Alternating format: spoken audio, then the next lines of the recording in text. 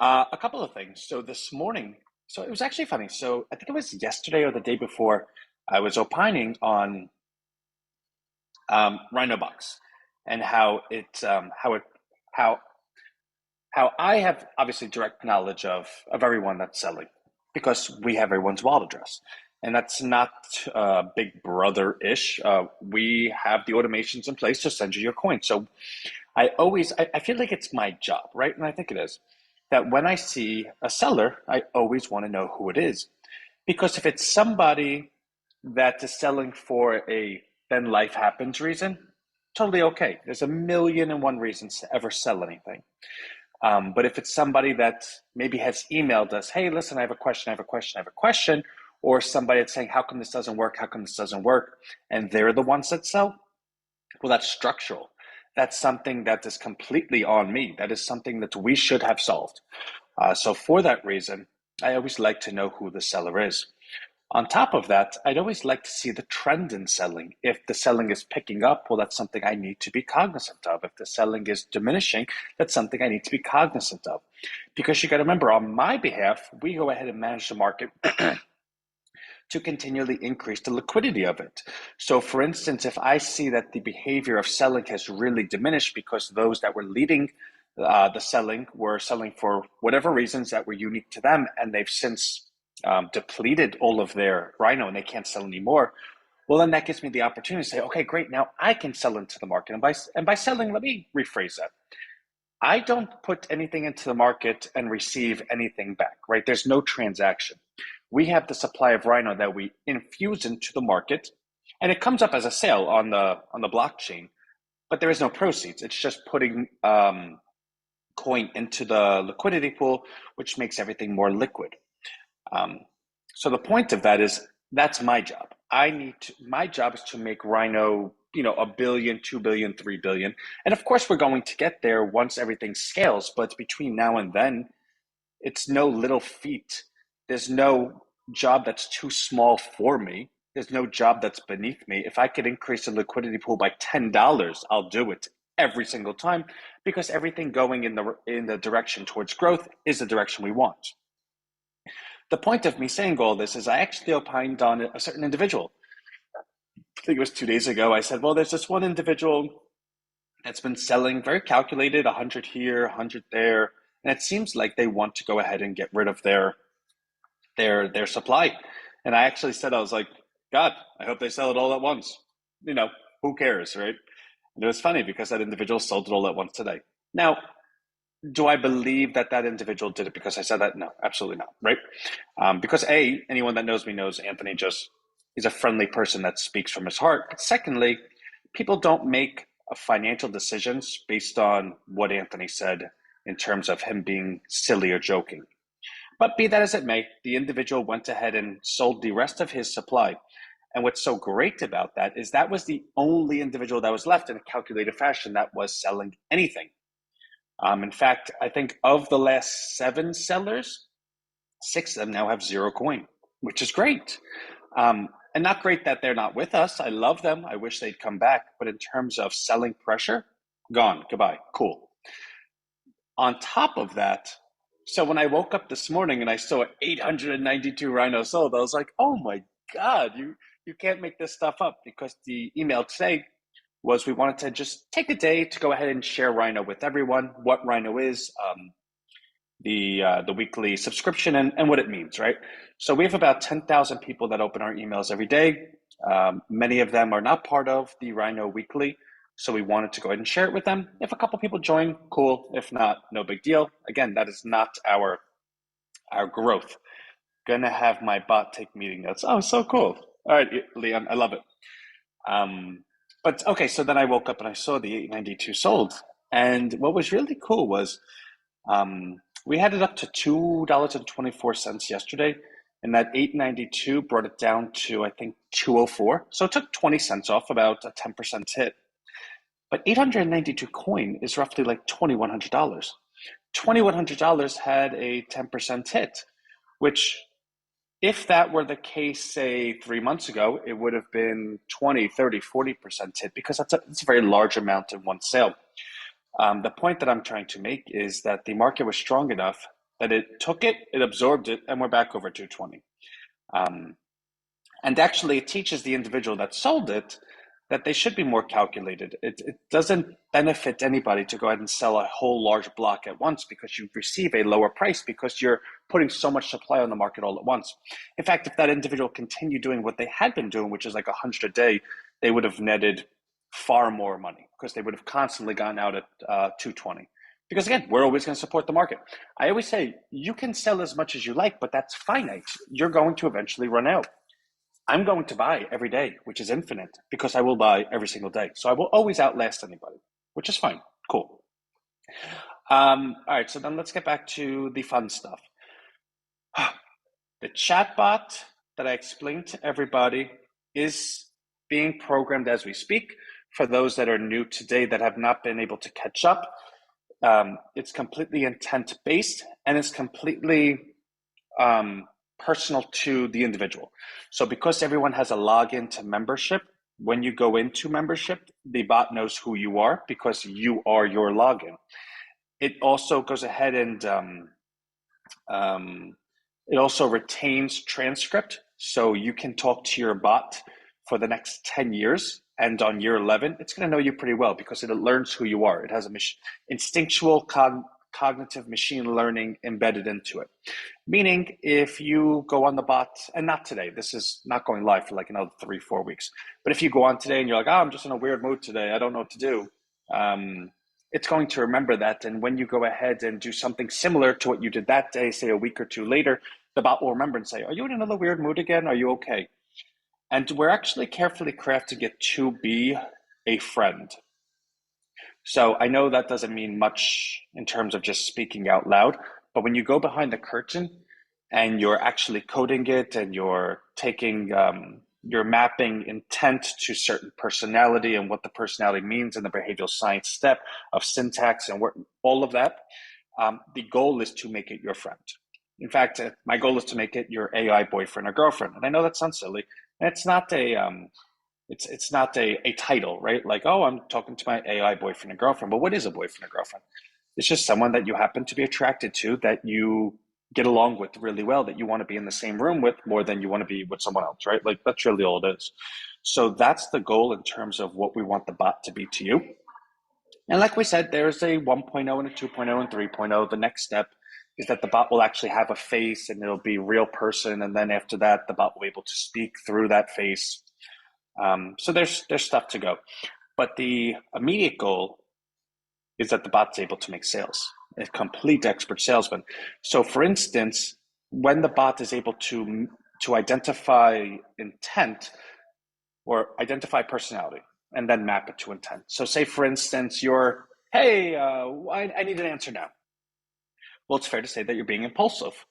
Well, impulsive people would like product A, B, and C. Well, how do we get an impulsive person to product A, B, or C? By simply saying you're impulsive, you want to buy this? No.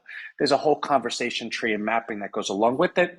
And that's the dynamic response of the bot that we're creating. We have Microsoft Azure combined with our OpenAI, which, by the way, actually, RHINOstreet.com, the Ask Rhino is now upgraded to, what's it called? It's upgraded to Turbo, GPT Turbo. And that's not something everyone has access to. It's something that we have access to because we have a pretty top tier account with OpenAI.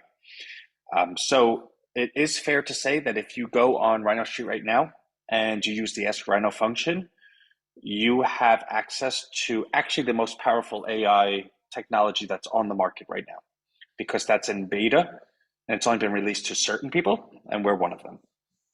So that actually is updated as we speak. Also, I believe the map is completed for local. What I mean by that is on Rhino Street, when you go ahead and list your business, you're now able to list your actual street address.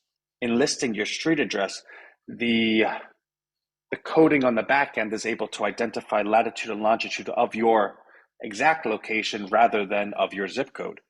In doing so, when you go ahead and search anything in your community, so say you search a pizza spot, instead of 3 pizza spots having a flag in the same location on the map, because again, if everything is just zip code, well, then those that share the same zip code will share the same location. They're now displayed in proximity, or not proximity, yeah, proximity. So Mike's Pizza is a mile away, Tom's Pizza is 2 miles away, Renee's Pizza is 3 miles away, and it shows it on the map. And your search results will show in that order as well.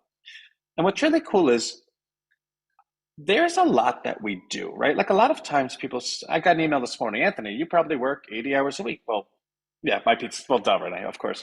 Anthony, you work 80 hours a week. Yeah, well, maybe on a slow week. And that's not to go ahead and be patted on the back. There's actually, like, if we were just doing Rhino Street, that would be a full-time job. If we were just doing RHINOBUX, that'd be a full-time job. If we were just doing a bot, that'd be, but we do it all in an average day. So there's a lot of times people say, oh, well, Rhino Street, what is, are we past that? What happened to it? No, it's there. But it has to be there when we get there. It's almost like being in a kitchen. I'm a sous chef, right? Like I have to make sure that the asparagus is going to be cooked at the same time as the potato and the same time as the filet, but the salads have to be out. And it doesn't mean that you are interested in eating the steak. Now you're interested in eating the salad, but I have to make sure that the steak is timed, that when you're done eating the salad and you get to the main course, it's there for you. That's Rhino Street. So everything is going the way it's supposed to. On top of all of that, which is a big sentence to say, Salesforce, like I told everyone, is coming to meet us Tuesday. They're actually coming to our office and bringing us lunch, in which case they're going to find I am not a cheap date. But be that as it may, I'll probably just bring it home to my wife because I don't eat during the day. I have a bagel and I ate half of it so far, and I've been up since like 5 this morning, which is actually late for me. But the program that we're doing with RHINOHUB is we're taking the stance that Salesforce is going to be its own ecosystem, that the AI that they have embedded in their technology already has a complete audience of users and adopters that use the software. Take that and add the advent of AI to it. Well, is Salesforce going to be a winner or a loser over the next 10 years? And we think they're going to be a winner. That's the bet we're making. In making that bet, we're able to go ahead and take a look at the company and say, wow, they have these curriculums available. They have these certifications available. We're able to take that and then measure it against the existing jobs, the jobs that are being listed. As of right now, if you go on just ZipRecruiter, there's 9,000 jobs for user experience design certified from Salesforce that are paying an average of $100,000 a year plus and are remote. I filtered it by remote because people will be working from home. 9,000 right now. Now, if we applied to all 9,000, we'd probably get a couple of replies. I do not think we would get less than, 100 replies back. And of course, we have the tech that I can respond to all 9,000 if I want right now. The point is, we're taking the Salesforce certification Monday, 3 p.m. I'm actually taking the test because I'm using myself as a case study. So, Anthony, you're doing this. Oh, and you're just learning $120,000 a year job. Yeah, duh. I'm so crazy. Okay. So the last 4 weeks I've been studying it and been recording it and been sharing it. That's what RHINOHUB is. Once I take the test and God willing, I pass it, which I'll be really embarrassed if I don't, I would have accomplished 4 of the 5 steps, with step 5 being then apply to the positions open and get actual offer letters. If I can do that, then effectively I can prove I knew nothing about nothing. I learned it. I prepared for it, took the test, got certified, and got hired. I went from making nothing to making having my pick of many different 100,000 a year jobs, and I got to work from home. Pretty cool, right? So if I'm able to show how I did it, which is all recorded, and not only is it recorded, but I'm going to be teaching you how to do it, then stands fair to reason, why wouldn't somebody do that? Like, I don't know. But be that as it may, many people are not going to do it. Many people that are in the positions they are in life is because they don't like to actually work harder. And that's not meant to be derogatory, although it did come off that way. Some people are just comfortable being told what to do. And then there's people that like making up what to do, and you need both. You need Indians and you need Chiefs, right? Am I allowed to say that anymore? It's an analogy, right? Like, I don't know if 2023 doesn't let me say that anymore, but like a doctor and nurse, right? The doctor makes the decisions, the nurse takes the direction because they each have different skill set or whatever. So that being said, what we're actually going to do is we're going to build out the agency ourselves. So rather than saying, hey, you're certified, this is how we got jobs, why don't you go do it? We're just going to do it ourselves. So we're going to build out the agency, and we're going to go ahead and bring on all these different contracts, which means we'll have 30, 40, 50 hours worth of work every single week that is already paid for, that's contracted to RHINO. I'm not doing all 40, 50 hours of that. I can't do. But that's what the value of the proposition is, because the people that come through RHINOHUB, we're doing job placement. Get certified, and we'll start assigning these hours to you. Now, of course, in assigning those hours, we're going to know whether that work is hard or not. And the entry level work that's, discovery phase or make a web page or something silly, we'll be able to say, okay, well, you passed the certification, but you're really not really that experienced. So let's go ahead and give you the easier stuff. In which case, when you do the easier stuff, you're going to learn how to do the easier stuff, and then you're going to be able to take the harder stuff. As you fast forward that 2, 3, 4 months, you then realize that you're going to be skilled enough that you could have a team underneath you. The question is there that much work that we'll be able to hand out? And again, it goes back to the original question. We're making a bet on AI. We're making a bet on Salesforce. And the answer, I think, is yes. So Salesforce is actually visiting us Tuesdays, having lunch with us, in which case we share this idea with them, and they're very interested in partnering with us. And why wouldn't they? We're taking it upon ourselves to do the work, to learn their stuff, to then teach it to other people, to take on contracts, to fulfill work, to fulfill jobs, and grow the ecosystem, grow the economy that is Salesforce. Of course, they like that. And plus, we have like a 6-figure contract with them. We have our own server with them, so they like us. On top of all that, everything that I shared with you, it just gets a little bit bigger. Because yesterday, and I gave everyone the link, I hope you watched, I'm going to show you a little bit of it. Salesforce went ahead and released Einstein GPT. Now, Einstein GPT, in 2017, I think they spent close to $4 billion acquiring 10 different companies that all together created what Einstein is. It's their AI inside of Salesforce.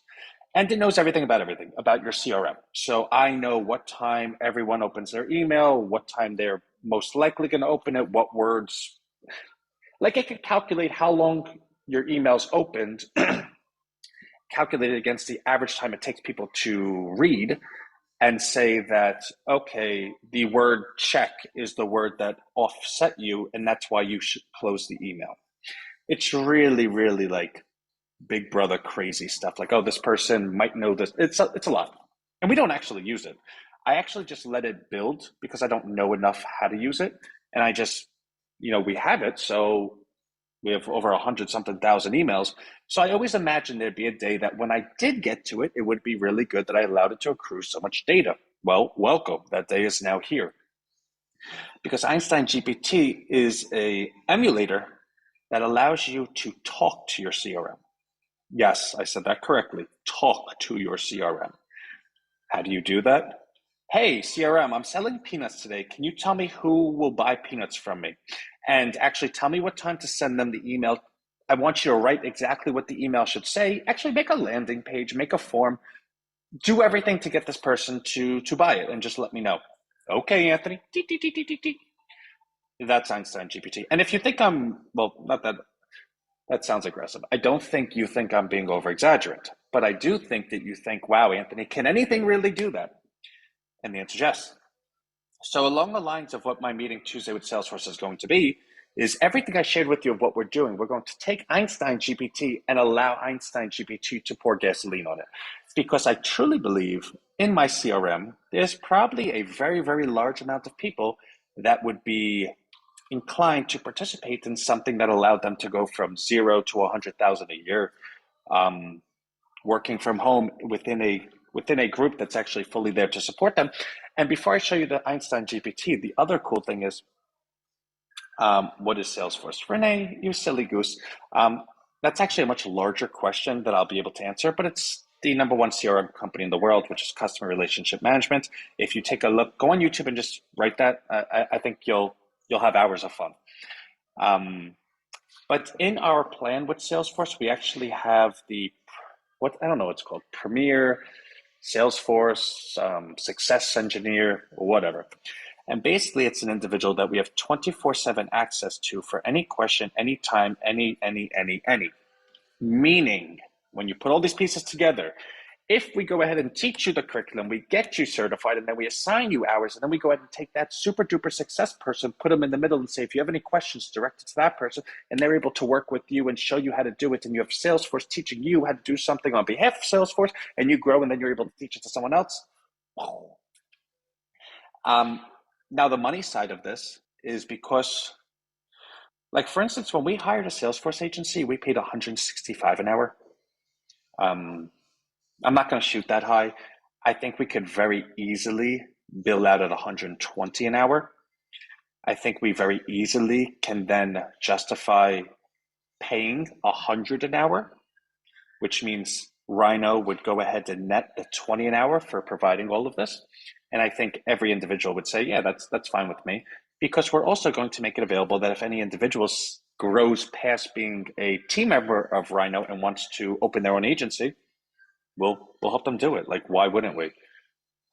That is RHINO. We'll show you exactly how we do it, and we'll let you do it. You could copy it, you could do whatever, which allows us to feel really good about that 20, because it's not holding anyone hostage. If they want to go on their own, God bless.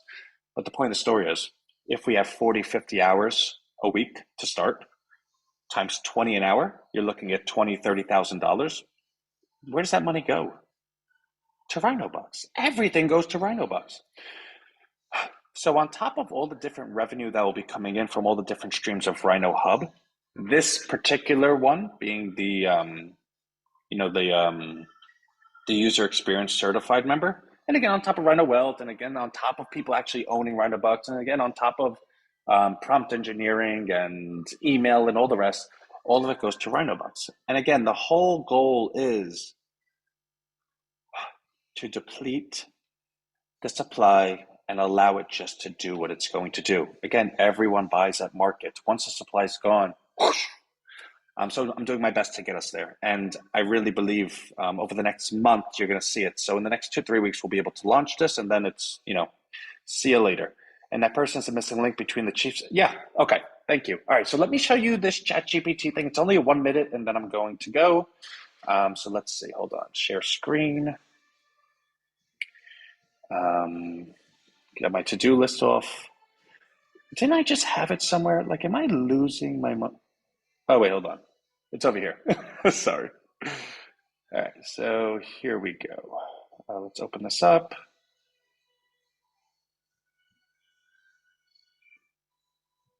Come on.